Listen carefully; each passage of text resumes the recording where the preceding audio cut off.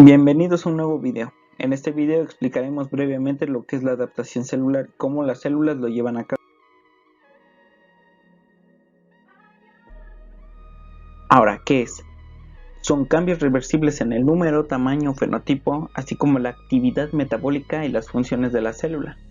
La adaptación celular se va a dividir en dos, fisiológica y patológica. La adaptación fisiológica son respuestas de las células a una estimulación normal por parte de hormonas o debido a algún estrés mecánico.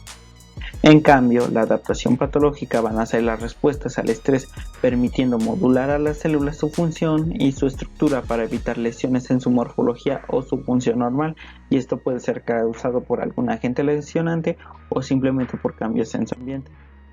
Existen cuatro tipos principales de adaptación que son la hipertrofia, la hiperplasia, la atrofia y la metaplasia.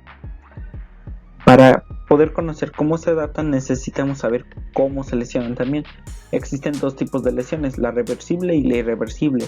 La irreversible es la que nos va a permitir a la célula posterior a la lesión volver a un estado en donde tenían una función metabólica completa o cumplir con sus funciones específicas bien o tenía cierta morfología.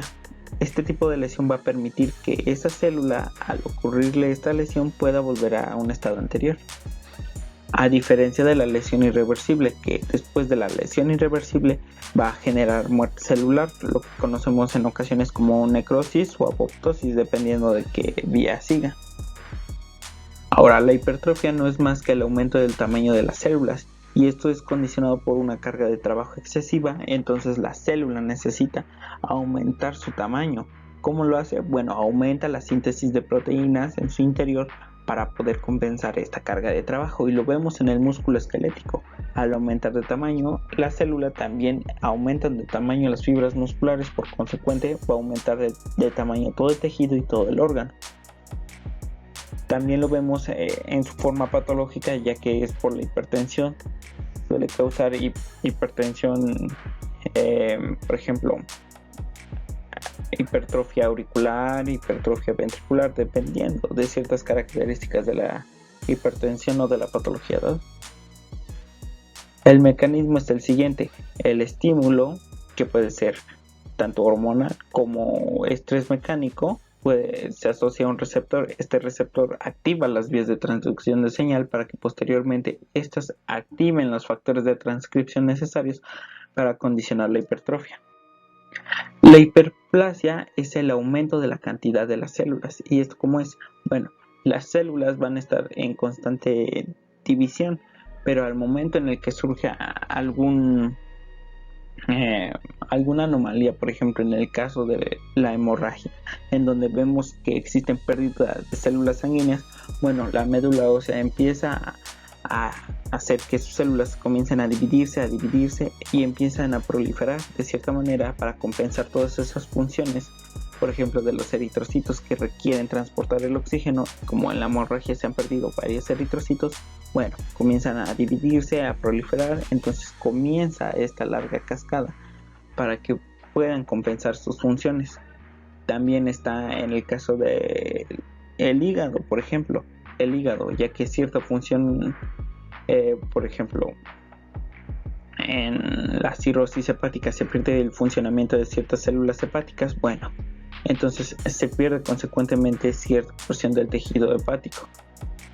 Necesita regenerarse. Lo que hacen estas células es aumentar la cantidad de células o su división para poder regenerar el tejido hepático. También sucede con los tumores.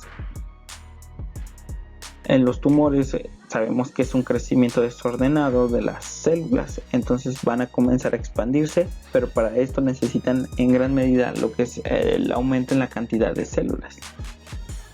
El mecanismo suele ser el mismo, es guiado por un estímulo, un receptor, por vías de transducción de señal para un factor de transcripción active la hipertrofia.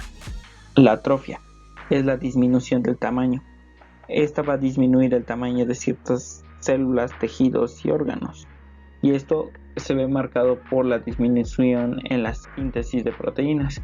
Debido a que existe un menor estímulo, comienza a degradarse las proteínas, comienza también lo que conocemos como la autofagia, que es por decirlo así, la manera en que la célula misma se empieza a comer a sí misma y consecuentemente es la disminución de tamaño que conocemos como atrofia.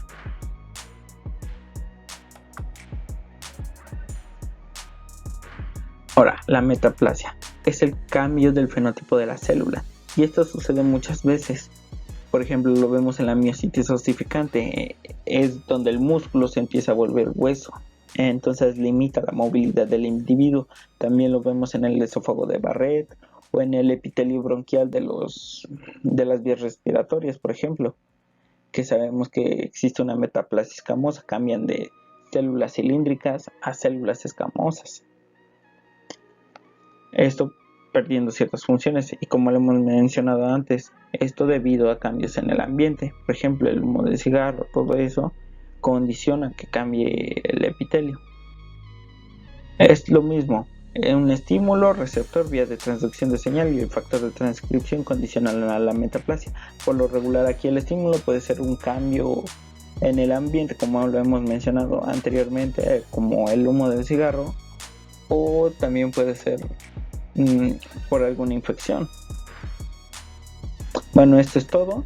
Espero haberlos ayudado. Si tienen alguna duda, por favor déjenla en los comentarios. Denle me gusta si les ha gustado.